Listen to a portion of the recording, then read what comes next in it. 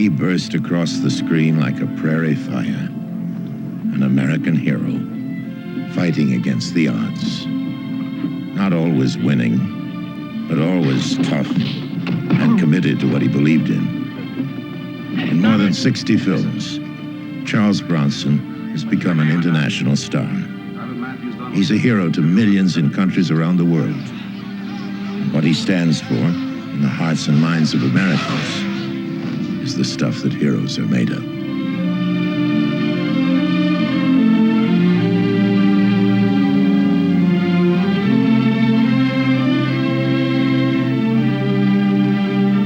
But Charles Bronson is more than a tough guy. He has a unique quality that people identify with, that deeper sense of honesty that grows from a first-hand knowledge of the hard side of life. His roots are in a coal mining town in the mountains of Pennsylvania, where he was one of 15 brothers and sisters, the son of a coal miner, raised during the worst depression in the nation's history.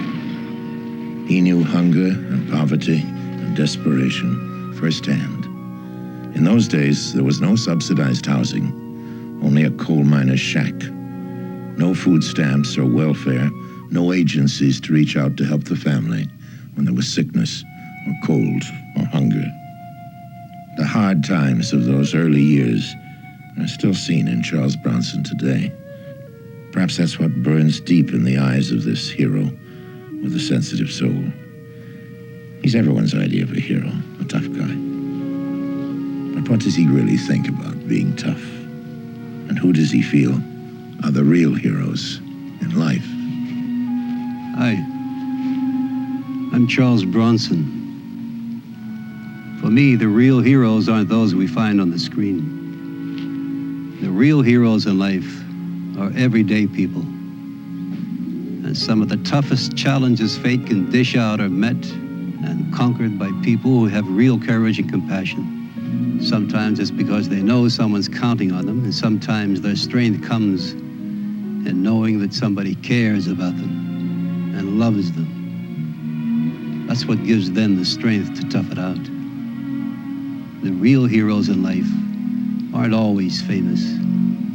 They come in all sizes. Men and women who, without ever being noticed, win some of the biggest battles that the human heart has to face. I'll show you what I mean. I want to tell you just one story, but there are thousands like it. This hero I'm going to tell you about is just a young boy. Yes, please. Yes. Can I tell my story? Would you please? He's 14 years old now, and he's very much like any other boy. He goes to school, he's a Boy Scout. He does all the things a boy his age loves to do. He's on the football team. He has a great time with his buddies. But the thing about this boy that makes him so unique is the fact that he's blind.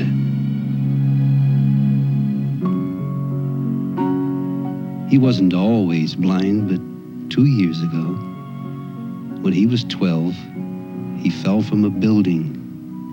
A freak accident that sent him tumbling 3 stories, injuring his optic nerve, suddenly enclosing him in a world of darkness. But he wasn't alone. He had parents who loved him and a lot of people in his community who cared. And he had the courage to overcome the darkness. Come on over here. I want you to meet him.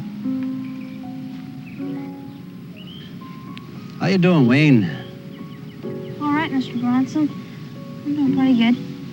I was just telling some folks about heroes like you. I'm no hero. What are all these medals and badges you have on your shirt? That's Boy Scouts. That's just achievements. All this stuff tells what I do in the troop and what troop and stuff. You like being in the Boy Scouts? Boy, do I. I love it.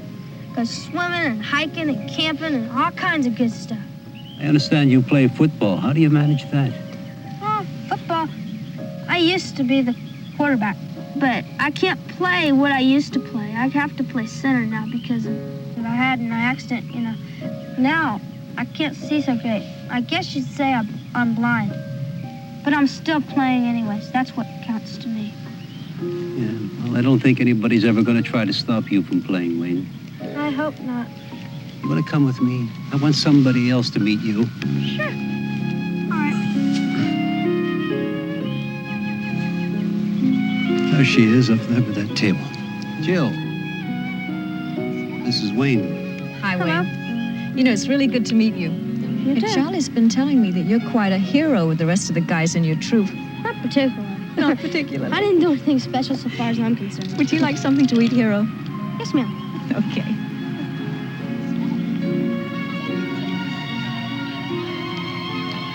Terrific kid, huh? He sure is. You know, that scouting program is really good for him. I know what you mean, Charlie. I mean, it's true of so many of the people we have with us here today from the agencies United Way supports. I mean, just look at them. They're so full of life, and yet each one of them has their own story. There's little Wendy, Maria, and Johnny. You see bright, normal, intelligent children. It's hard to believe they have a hidden handicap. Hey, guy. What would be a nice color to make the buttons? These children are suffering from learning disabilities. Black in the basket? And most people don't even understand what learning disabilities are. And it's even harder for the children and their parents to understand.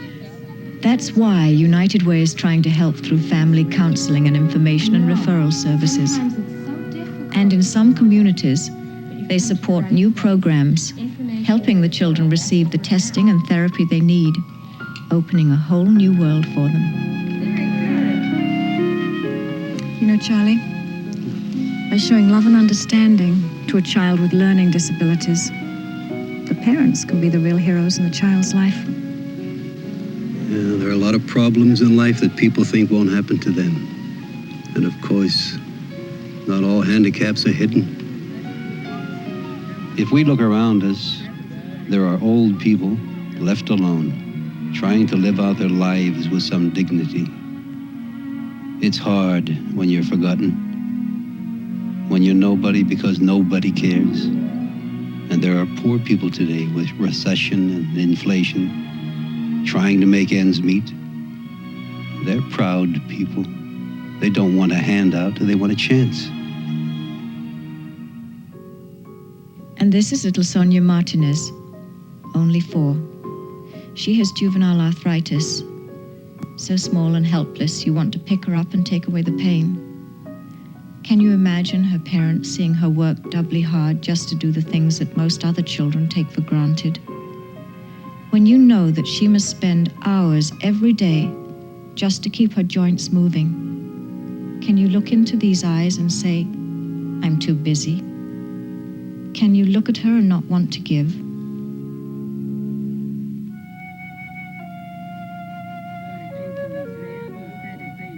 And there are stories like Roger Bowers. He's 17 now.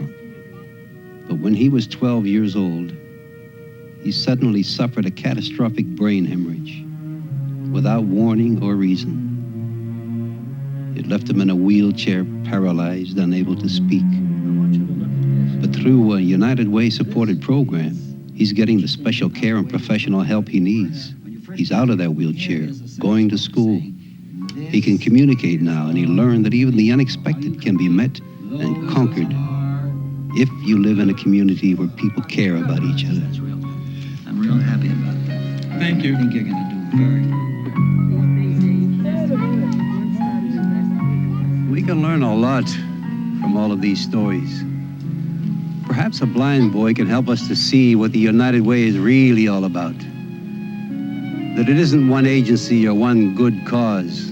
It's each community's way of looking at all the people's needs and trying to find the best ways to help. I know what you mean, Charlie. United Way is the best way to help. Because it doesn't make us choose one good cause at the expense of so many others.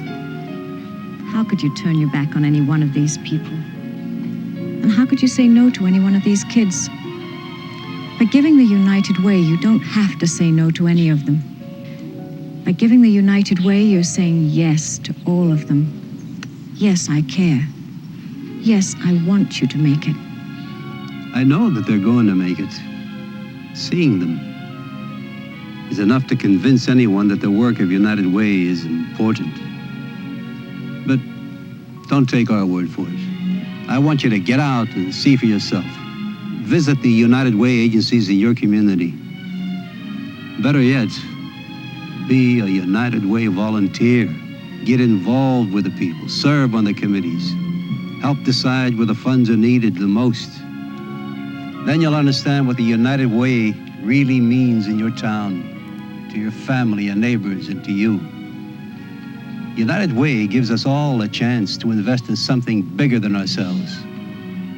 It gives us all an opportunity to be a hero to someone. That's why the real heroes in life are people just like you, because you care, because you give, and because you understand. You're all winners. You're all heroes. This is Charles Bronson. And Jill Ireland. With a special thank you to all the real heroes that are making this year's United Way campaign the best ever. I know a lot of kids and old folks out there are counting on you. So for all of them, I want to say thanks.